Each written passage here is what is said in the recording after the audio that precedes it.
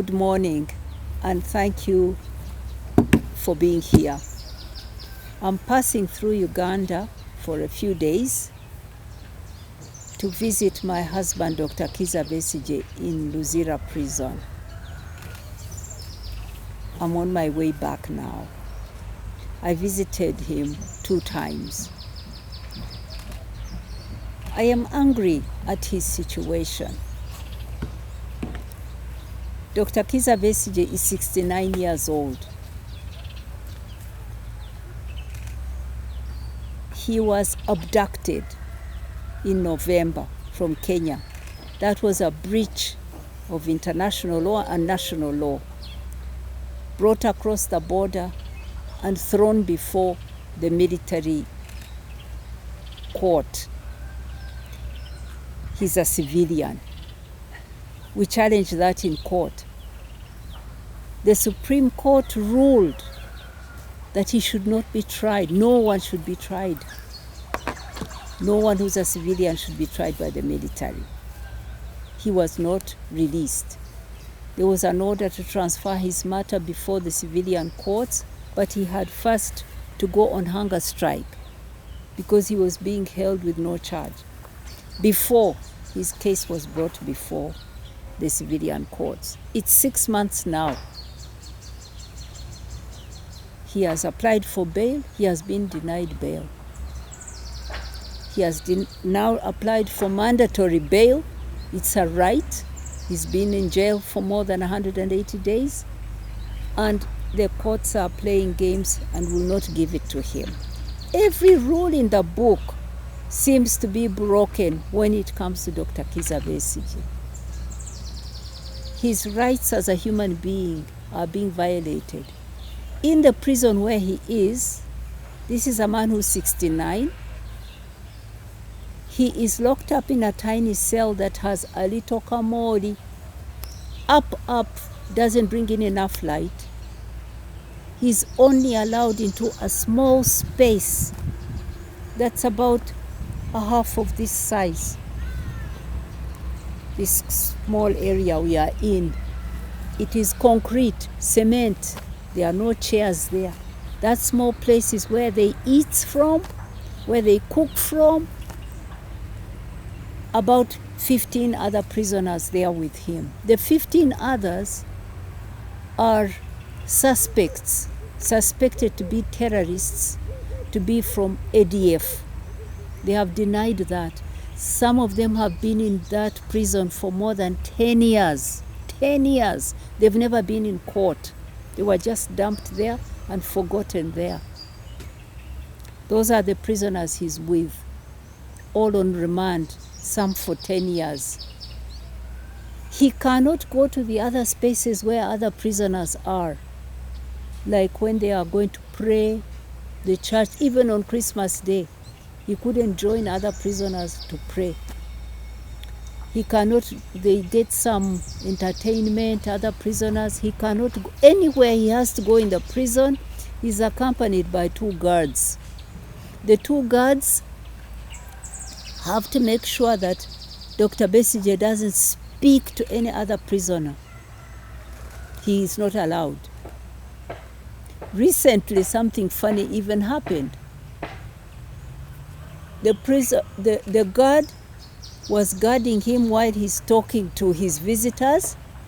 Then the guard wanted to go to the toilet, and he stopped the conversation with the visitor and took him with him to accompany him to the toilet, and then returned him to continue talking with his visitor because he cannot leave him alone in the prison just in case he might talk to another prisoner. He had to escort the guard to the toilet. That is how tightly controlled he is. Dr. Besigye has been in this tiny cell, and now he has been attacked by bed bugs. Bed bugs are biting him night and day. It is inhuman what they are doing to him. It is violation of his rights, his human rights. violation of the laws of Uganda. But now I want to emphasize, underline that Dr. Besigye is not there because he stole anything, he was corrupt, he's accused of corruption, or he owes a debt, or he murdered someone. No, he's there for political reasons. He's being criminalized, not the first time. He's being criminalized because he has challenged and has put forward himself as a candidate in elections, and we are in election time. If it was just about him personally, it would be bad enough. But the fact that it's political, and he's not the only one, that many other political activists are also languishing in jail there, makes it a matter for everyone. It's a political question. It's about contestation. It's about whether or not Ugandans are allowed to have different points of view, to choose their leaders, to field whoever they want. That is the issue. That is why Dr. Besigye is there. I am angry because as my family member, he's being persecuted. He's being denied bail. I'm demanding for bail for him. Our lawyers are. We want the matter of his bail to be heard, and heard soon, and he needs to be back home in healthy conditions, in human conditions, as he answers that case that is framed against him. Let me also say that on the political side, without being partisan, I am not talking for the opposition, I'm not talking for the government, I'm just speaking as a Ugandan. We need a predictable, transparent, democratic process to change leadership. We have a leader who is a historic figure. He's been there for 40 years. He did great things. He turned this country around when we were having horrible elections. Our economy was sinking. He challenged that. We followed him, and we turned the country around. We did. Some people want to say to rewrite the history. They are wrong. We did. We restored many things. We had a process that brought us a new constitution, a consultative process. We empowered people through LCs. We were calling them RCs.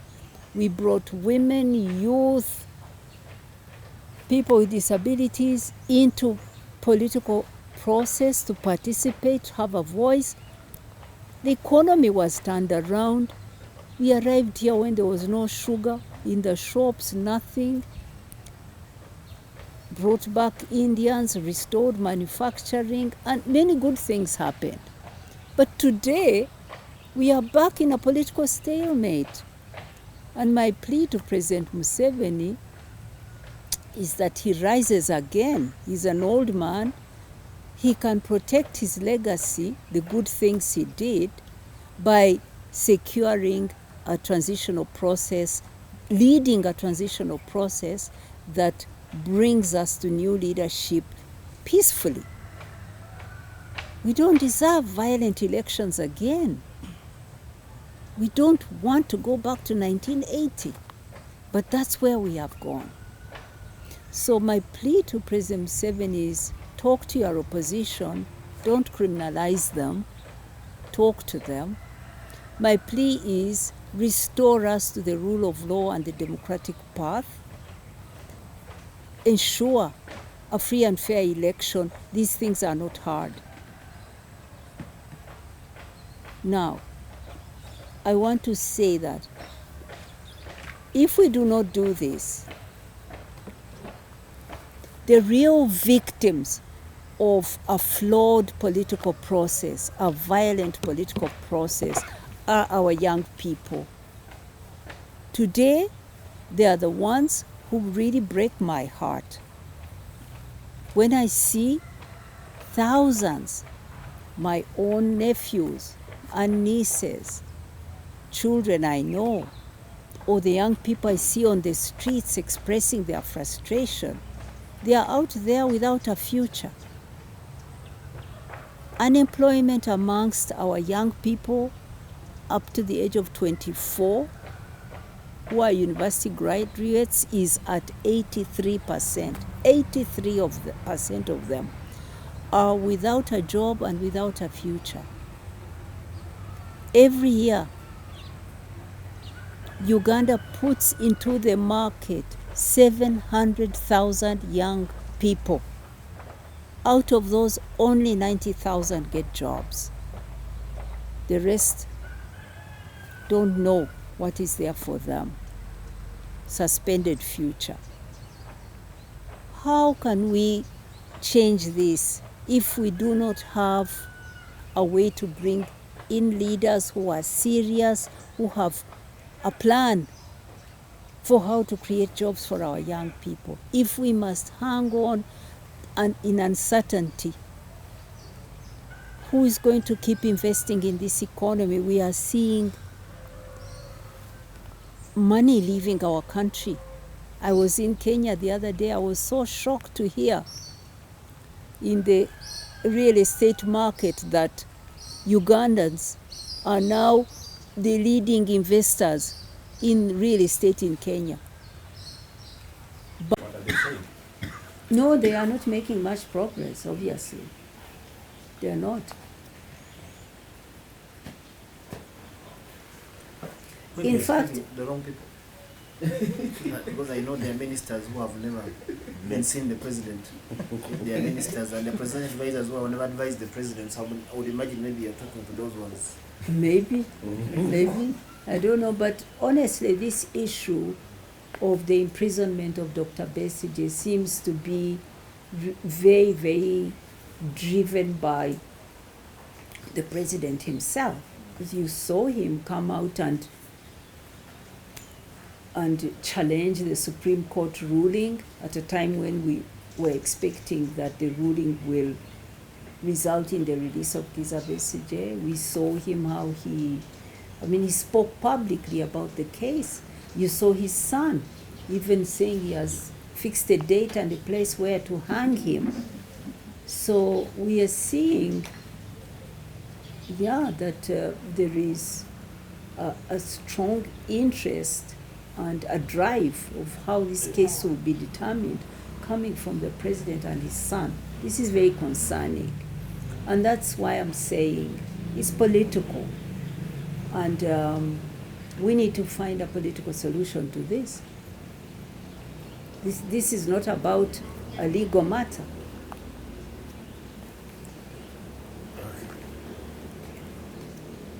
Thank you. Mukata, thank you so much. Eyeteeka libi nnyo nnyo kubanga eryo etteeka likyusa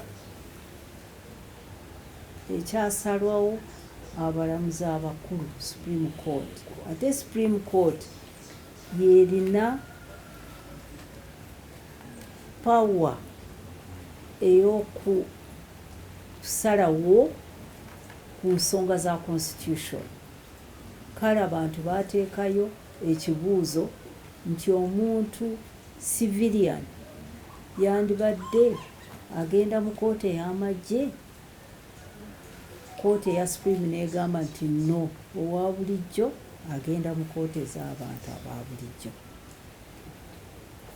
Palamenti nga bwe mubamanyi babawa ssente, nawulira nti babawa kiro gemazima bafuna ssente. Lwaki ofuna ssente kiro? Nti babawa cash.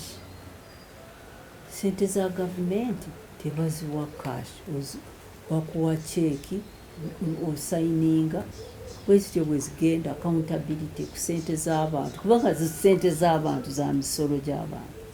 Naye bakwata ssente ne bakyusa